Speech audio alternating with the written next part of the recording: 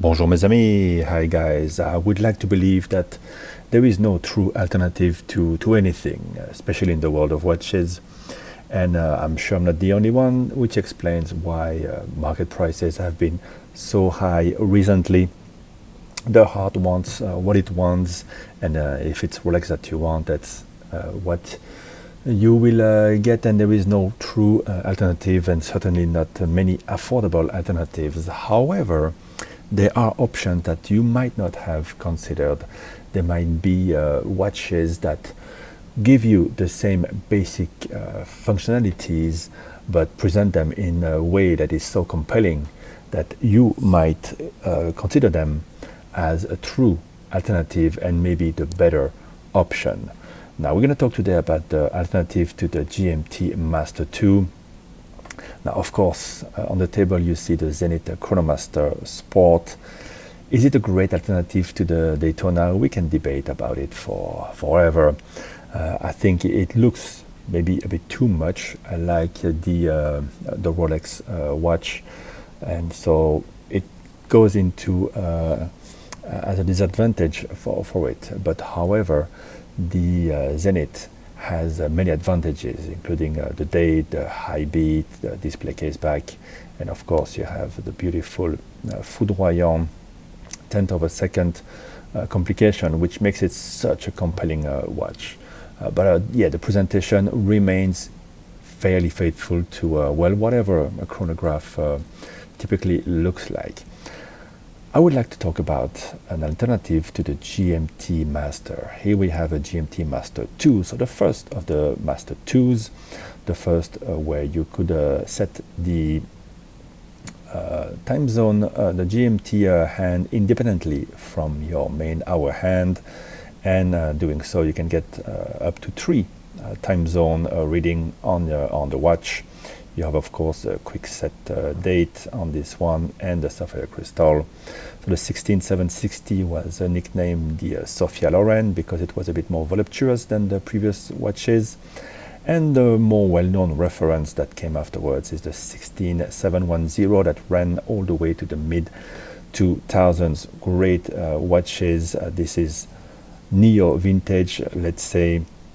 And the prices for any GMT Master will start in the around $10,000 and then go way up for the modern ones, the gold ones, the two-tones, and the more vintage ones as well. This one here cost me around the $11,000 mark. But of course, it's a very, very common watch, especially here in Hong Kong.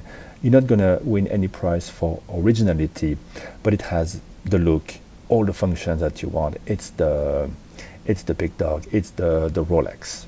Now consider this. At the turn of the millennium, Jaeger-LeCoultre wanted to appeal to a younger audience, and they came out with different versions of the Grand Sport. And this one here is the dual time.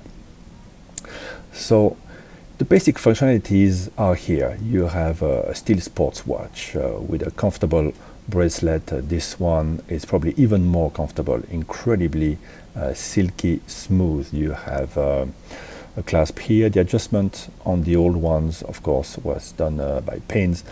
The new ones will have some form of adjustment, namely the quick, easy adjust. In this case here, you have a much more developed clasp. It is a master of engineering, 2 dual triggers, and on each side you have extra extension for comfort of 2 millimeters, and that was already back in the late 90s.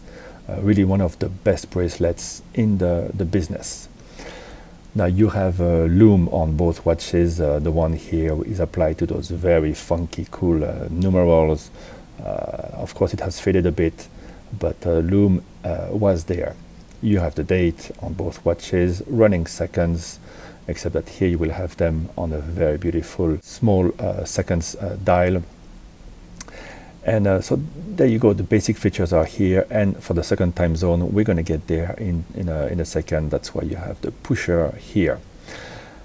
And this is where the Jaeger-LeCoultre takes the concept and runs with it. First, as you have just seen, the finishing on the dial is already a lot more interesting. Then you have the 24-hour indication, so we know here that we are 3 in the afternoon. And of course, the expression of the second time zone here is done on the reverse side. I mean, just this party trick alone is the justification to have this watch. And then of course the rectangular shape adds something to the collection, and you have an integrated bracelet which is also all the rage. So it really brings the whole concept of a dual time zone into a very interesting addition to a collection.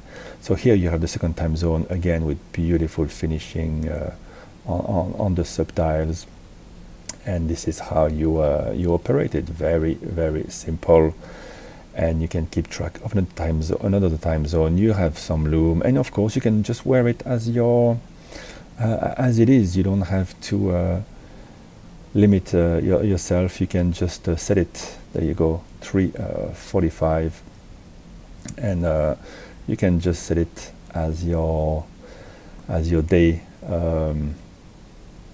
face instead of using this one. So you have a bit of an extra option to match your clothes, or just to have a different visual, while this one is pretty much always the same, and it's a classic and I love it.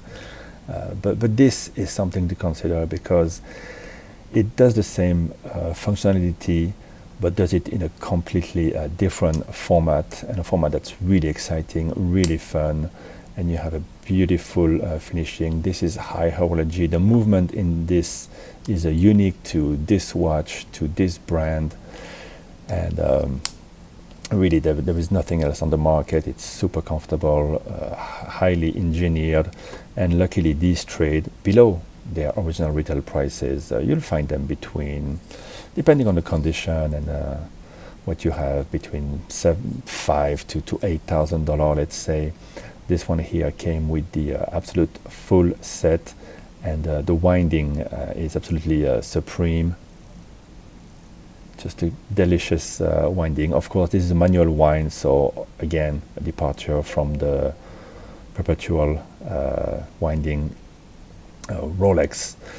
So there you go. I just wanted to show you that if you look around, you can find really interesting alternatives, at least different options, something you might not have considered, something that might elevate your collection while not having to pay up to get the ones that everybody is talking about. I hope you've enjoyed this presentation.